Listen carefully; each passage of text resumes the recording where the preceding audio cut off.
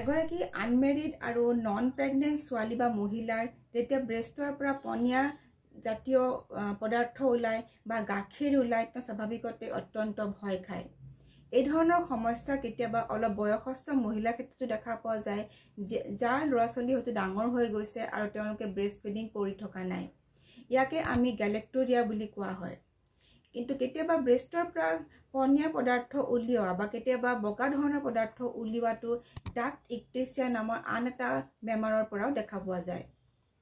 গেলেক্টৰিয়া সাধাৰণতে হাইপাৰপলেক্টিনেমিয়া নামৰ এটা সমস্যাৰ পৰা উদ্ভৱ হয় আৰু হাইপাৰপলেক্টিনেমিয়া হৈছে হাই প্ৰলেক্টিন লেভেল, অৰ্থাৎ এই প্ৰলেক্টিন হৰমনটো যেতিয়া বেছি হৈ যায় মহিলাগৰাকীৰ গাত, তেতিয়া এই গেলেক্টৰিয়া বা গাখীৰ ওলোৱা বেমাৰটো দেখা পোৱা যায়। হাইপাৰপলেক্টিনেমিয়া যেতিয়া মহিলা এগৰাকীৰ হয় তেতিয়া সাধাৰণতে তেওঁৰ মাহেকীয়া চাইকেলটো অলপ ইৰেগুলাৰ হয় বা খুব বহুত দিন মাহেকীয়া নোহোৱাকৈ থাকিব পাৰে।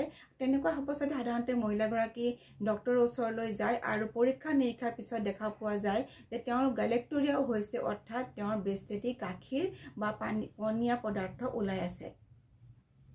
এই ধৰণৰ সমস্যা সাধাৰণতে এক্সট্ৰিম এনজাইটিটো দেখা পোৱা যায় আৰু কেতিয়াবা আনকি মগজুৰ পিটুইটাৰী নামৰ গ্ৰন্থিটোত টিউমাৰৰ পৰাও দেখা পোৱা যায়।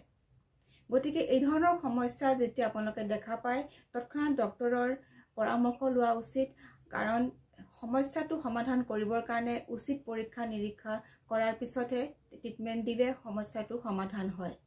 আৰু কেতিয়াবা আমি ডাক্ট ইক্টেচিয়া নামৰ বেমাৰ এটাৰ কাৰণে দেখা পাওঁ, সেইটো হৈছে গাখীৰৰ নলীবিলাক ফুলি যায় আৰু তাৰ পৰা এই চিক্ৰেশ্যনবিলাক ওলায়। গতিকে গোটেইখিনি সমস্যা সমাধান কৰিবৰ কাৰণে ডক্টৰৰ ওচৰত যোৱাটো অতিকে দৰকাৰ হয় আৰু ট্ৰিটমেণ্টৰ পিছত সকলো সমস্যাৰে সমাধান হয়। ধন্যবাদ।